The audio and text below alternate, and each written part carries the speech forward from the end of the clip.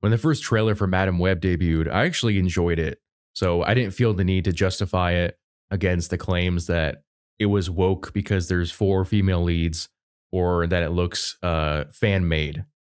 You know, I looked at it as this is something new. We didn't know enough about it to really form an opinion, and I thought it had a lot of possibilities.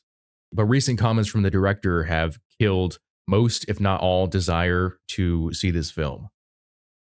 So this is an article by Bounding in Comics where the Madam Web director basically states that this is not connected to anything. It's not connected to the MCU. It's not connected to Spider-Man. It's not connected to the Venom Spider-Man universe where Spider-Man hasn't shown up yet.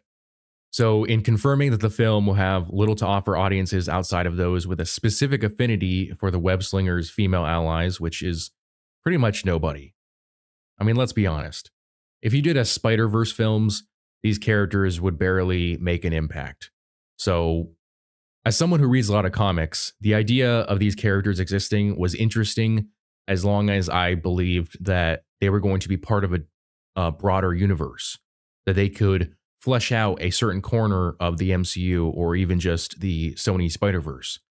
Now they're not connected to any of that, as the director S.J. Clarkson states that this is a standalone world.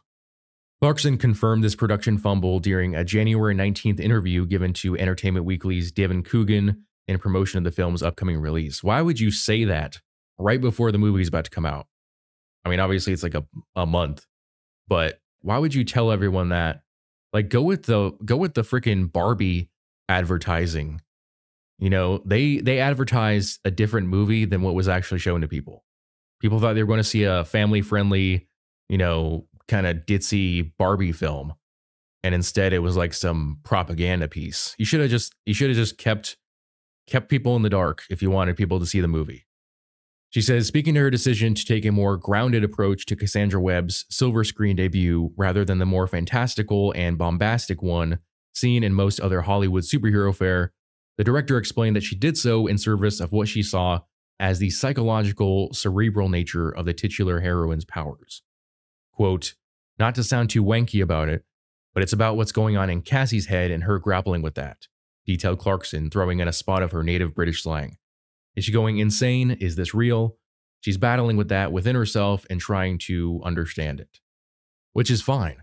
If you want to make a psychological, cerebral film, that's your business. But if you're making a superhero film, the superhero part needs to come first. It needs to be the more prominent part, because these are superhero characters.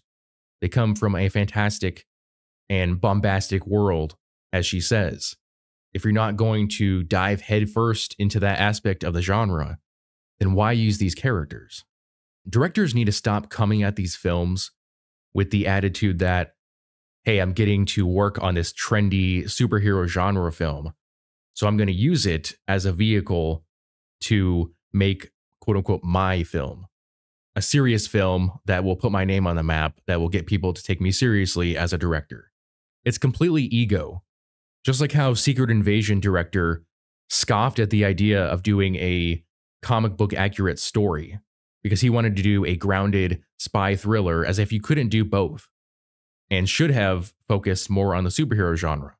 If you read Secret Invasion, it has the covert spy stuff, but it also has bombastic superhero battles, because guess what? It's comic books. This is people running around in funny looking costumes, fighting villains in funny looking costumes. If the director of Secret Invasion had done the series correctly, he could have done a spy thriller and done the superhero stuff and done it better than what we ended up getting. If these people can't recognize the elements that make this genre what it is and also take it seriously, then they're not the right people for the job. Taking the film seriously would mean diving in head first to the over-the-top nature of this genre. Stop trying to turn it into something that it isn't. If you can't appreciate these characters and stories for what they are, then don't participate. But then there's another revelation, which seems more like a rumor than a fact, but it does sound very plausible. The article goes on to say, however, while Clarkson appears to frame the decision to exile Madam Web from Marvel's cinematic universes as a purely creative one, given a recent whisper on the digital street, it seems more likely that the move was decided upon thanks to Sony execs absolutely destroying both the film's internal and franchise timeline in service of chasing marketing synergy with the Marvel Cinematic Universe. Per veteran Hollywood industry reporter and the eponymous founder of the InSnyder entertainment news outlet, Jeff Snyder, who first relayed the rumor via the January 19th episode of his and film critic John Roca's The Hot Mic podcast, that because of the film's setting sometime in the Sony universe's past, Madame Web's studio handlers thought for some reason that Andrew Garfield was going to be the Spider-Man in that world, which I think would have been incredibly interesting. Not that he was going to be in the movie, but like maybe this is for sequels or whatever, he added. But for whatever reason, Andrew Garfield was supposed to be the Spider-Man in that world. To this end, Snyder then alleged that following the film entering production with Garfield's Peter Parker in mind as its resident web-slinger, afterwards it was decided it was going to be Tom Holland's Spider-Man, a change which in turn meant that the timeline didn't line up anymore. As such, the industry then revealed, I heard that reshoots for Madame Web, the latest reshoots, which I thought they were up to something else, but I'm told the reshoots were actually to remove all the 90s reference from the movie because someone effed up on doing the math as far as Tom Holland's age. And so the reshoots are basically making the costumes, the clothes, and the technology look different so as not to signify exactly what era this movie takes place in. Sort of like what they did for Batman, the animated series, where it took place in a sort of neo-noir Gotham, and it was somewhat ambiguous as to what era it was in based on the technology. So the creative thing is obviously a problem. I'm not going to downplay that. It's always extremely frustrating when directors and producers come in and use superhero films as a way to make their mark in Hollywood and basically do something different instead of giving the fans what they want, which is stories about these characters that are accurate to the source material. But this thing with the timeline screw up is probably even more stupid because they recently came out with a book that literally details the chronology of the MCU. So if you wanted Tom Holland's Peter Parker, you could literally just look at that book and figure out how old Peter would be. I mean, he was in high school in 2016 during Civil War. He was in his sophomore year. Also, they made it canon quite a while ago that Peter was the kid with the Iron Man suit and the Iron Man helmet and gauntlet in Iron Man 2 at the Stark Expo.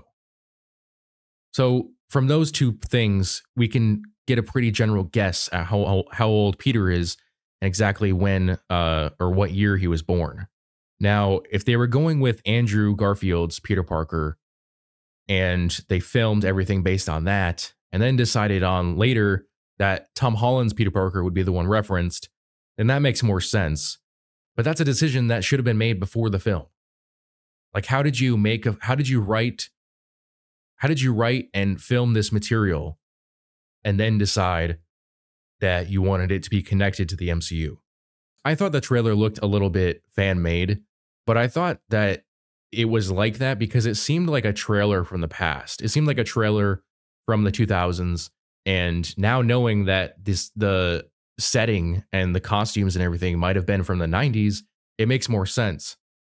But now it's obvious that, unlike with Venom and Morbius and Kraven, which may not have all been well received. Obviously, Kraven isn't out yet, but this film just seems like either it was so poorly planned that some executive at the top didn't know what was happening until they finished it and realized, oh, we were supposed to connect this to the MCU and we forgot. Or they did know exactly what was going on and just changed their minds halfway through. I don't know which one is worse. I don't know if this rumor or fact, whatever it is better or worse than the creative differences story. I mean, maybe both are true. Maybe some executive screwed up the timeline and had to get rid of all Peter Parker references, but also the director wanted to make her grounded, cerebral film. And now she was allowed to say that, given that they removed the multiverse or shared universe aspect of it, which makes this film pretty worthless because these characters don't deserve their own film. They deserved their own film if they were going to be part of a shared universe, because you'd be fleshing out part of the MCU superhero environment. Instead of just getting the, A-list characters, the B-list characters, you'd be doing something different using characters from the source material, hopefully doing it correctly, unlike Echo and Ms. Marvel, and giving us more Spider-Man stuff that's actually taking place in the MCU. But it's not taking place in the MCU. It's not taking place in the Spider-Verse. It doesn't have Spider-Man. This movie is going to flop. I wanted to give it a chance. I wanted to just wait and see what would happen, and I was hoping to be pleasantly surprised. But whether the rumors are true or it really is just the director's creative differences, they've basically doomed this film. And possibly any potential success for the future of this Sonyverse outside of the Miles Morales Spider-Verse films. Well, let me know what you guys think in the comment section below. As always, if you enjoyed this video, I would appreciate it if you would hit that like button and subscribe to my channel, as well as hitting the notification bell so that you never miss out on a new video. Thanks for watching.